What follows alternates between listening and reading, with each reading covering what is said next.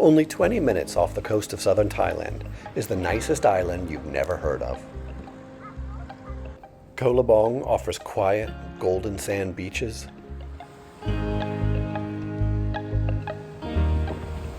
sleepy fishing villages, and a fleet of longtails ready to take you around to see it all.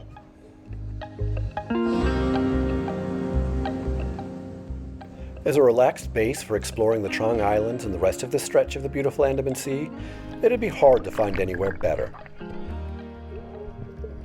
Whether it's snorkeling at Kradan's Paradise Reef, or just hanging out on one of Thailand's most beautiful beaches.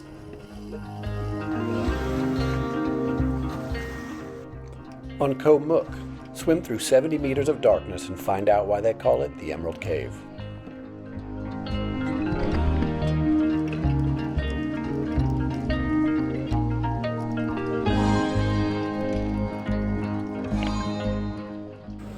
Take a boat the other direction to Koh Liang, and you'll find white sand beaches and turquoise water, and the best thing is you'll have it all to yourself.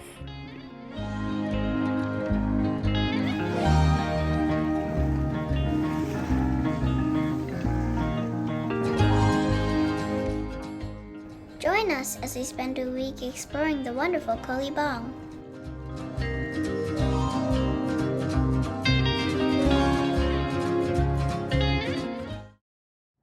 Before you can enjoy the beauty of Koh Libong, you have to get down south first. We like the early morning Air Asia flight from Bangkok's Don Mueang Airport.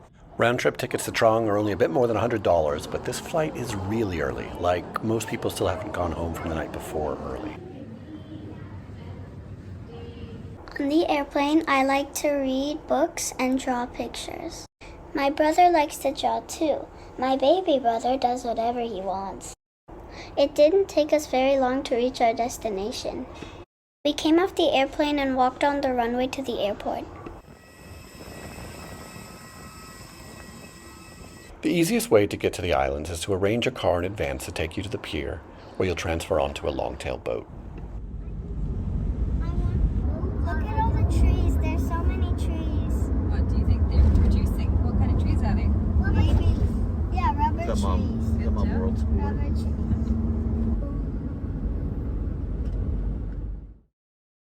Different islands along the coast use different piers. To get to Koh Libong, we went to Hat Yao first and caught a boat there. About longtails, they are loud, they're not very good in a storm, they break down a lot, but I just kind of love them.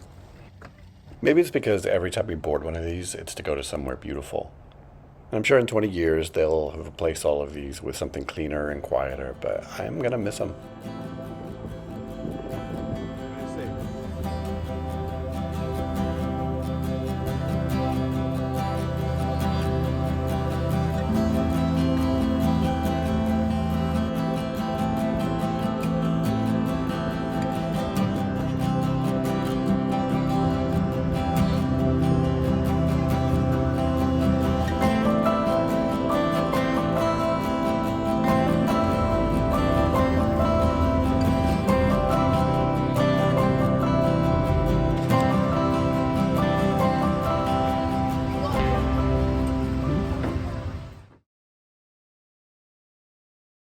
Most of the hotels, including the Andalay Beach Resort, which is where we stayed, are on the opposite end of the island, a 15-minute Longtail ride from Ban Prao Pier. Not moments after check-in, the kids were already swimming in the beautiful water at Longtail Beach, which we're told has the clearest water on Koh Libong.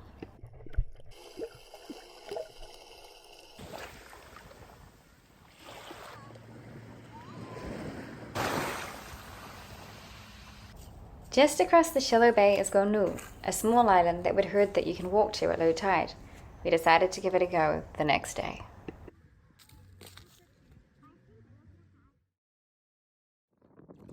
But first we had to wait for the tide to drop. And drop. And drop.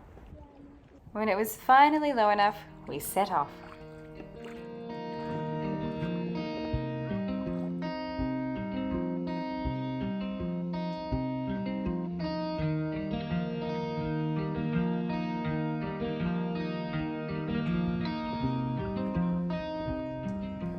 We had a great time exploring tidal pools, which are filled with crabs, starfish, and so many sea cucumbers, which the kids charmingly renamed poo bugs.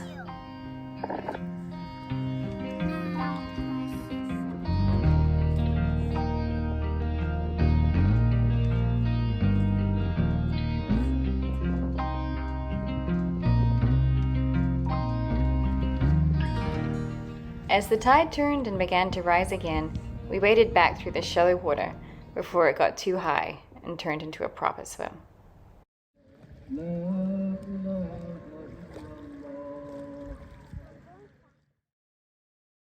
If Koh Libong is famous for anything, it's the island's dugongs. As many as 200 of these sea cows used to live in the shallow water around the island. Sightings are increasingly rare, but one of the best places to try your luck is the Dugong watching tower at the end of the pier in the fishing village of Ban Batu Puteh. It was really windy the day we went, and the tide was too high, and the last dugong sighting was maybe 2 weeks before, so we set off with pretty low expectations. It was a long walk, so Mom carried Charles.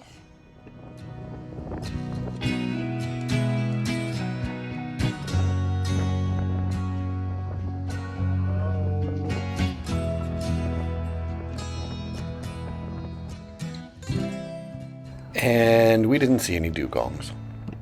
It's possible that in a few years nobody will. The seagrass that they eat is disappearing, and it's not clear there's anywhere else for them to go. Thailand's actually done a really good job at turning around population declines with elephants and tigers, and if they can do the same thing with the dugong, we'll be the first ones back.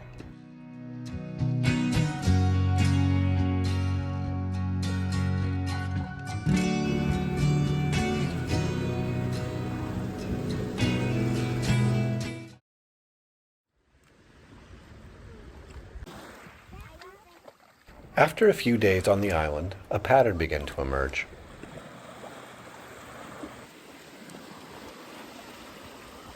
Whenever the sun was low but the tide was high, it was the beach.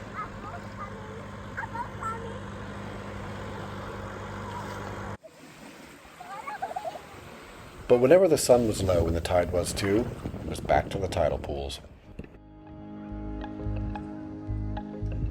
Don't move.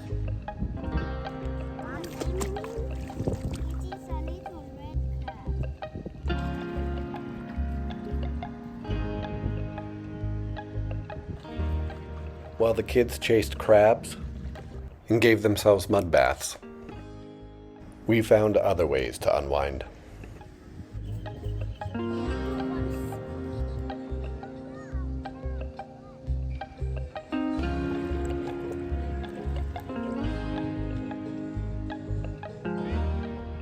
I don't know how many sunsets you can watch from the same place without getting bored, but it's a lot more than 7.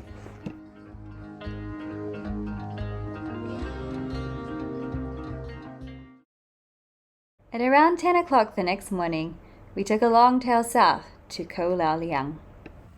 We'd had to put off our trip by a day due to high wind and waves.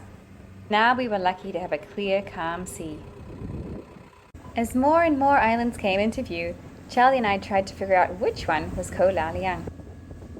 And there it was, steep cliffs rising from the sea, with a thin stretch of white sand beach below. And when we put the kids on a boat, this is exactly what we hoped that we'll find. It's easy to see that this is what the kids were hoping for too. This is just their kind of scene.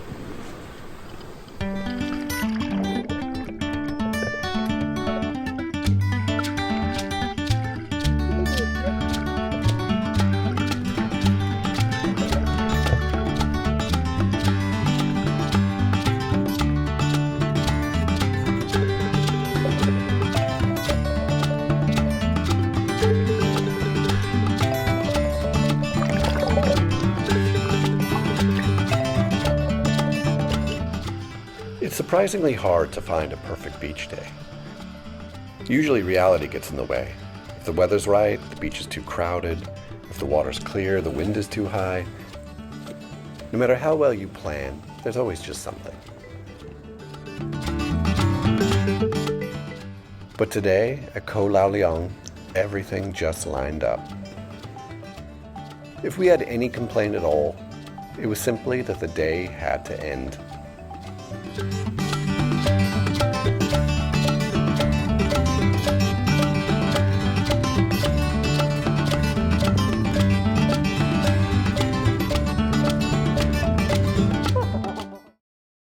Early the next morning, we set off north.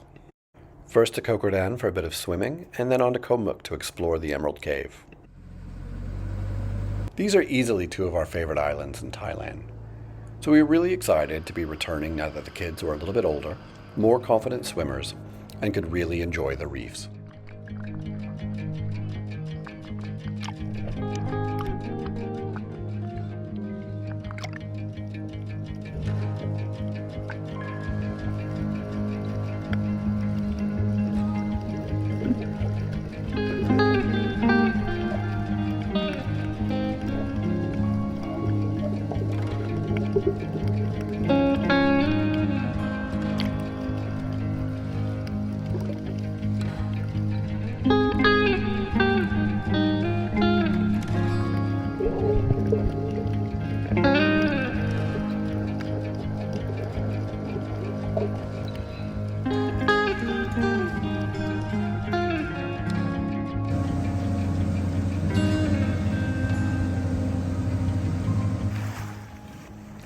Kradan is a little bit more crowded than I remember, but look at that color.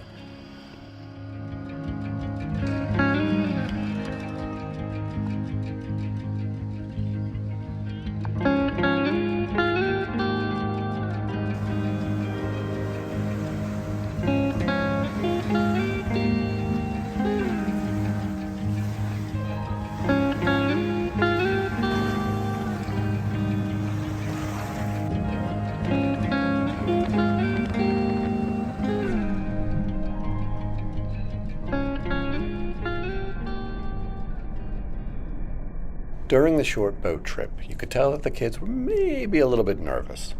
It's a fine line between getting the kids excited about something and scaring them, and all my talk about a swim in the dark through a 70-meter cave had maybe strayed onto the scary side of things. As we entered the cave, I was really scared because it was extremely dark. And it kept getting darker until it was pitch black. But soon we could see a light. And I knew why they called it the Emerald Cave.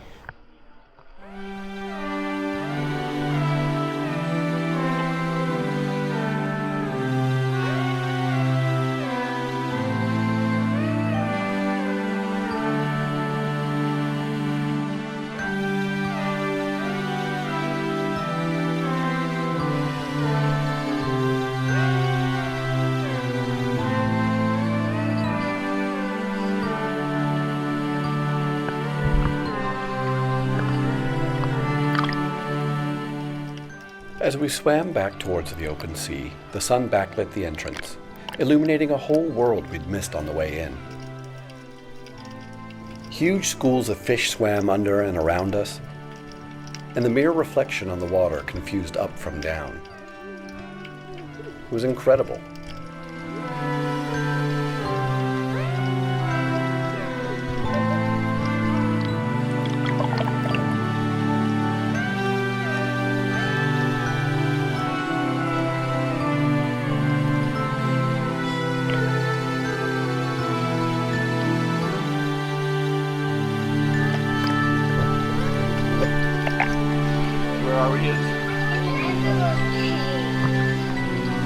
What do we think of it?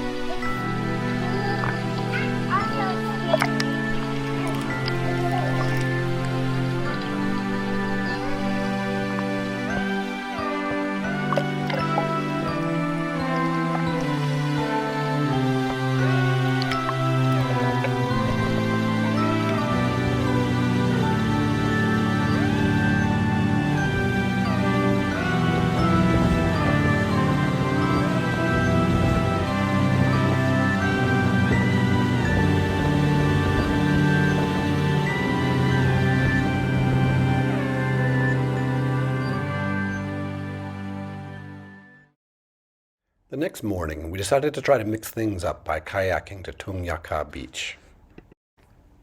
That's right, kayaking. Of course, this would end up being the worst weather we'd have the entire trip. Both the wind and the tide were against us. Paddle, Izzy, paddle. No, paddle us to the beach. That one? Yes. Yeah, that one. No. There you go. It might not have been graceful, but we made it. The reward? A completely deserted beach.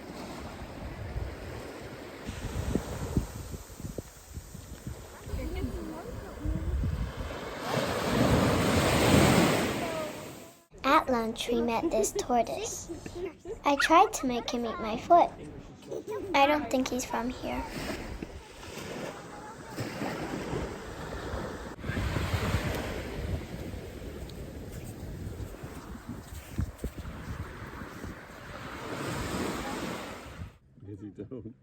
With the wind and the current behind us, the 3-kilometer paddle home was a breeze. Are you kidding me? Especially for Charles, who, if you can believe it, slept the entire way back. Are you kidding me?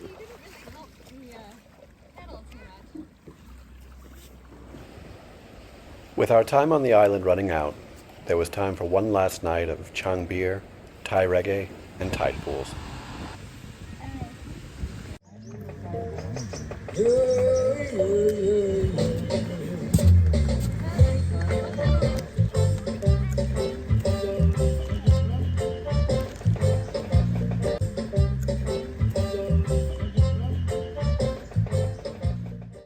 Izzy, what was your favorite thing about Koh Libong? My favorite thing about Koh Libong is that there's so many fish and there's so many crabs.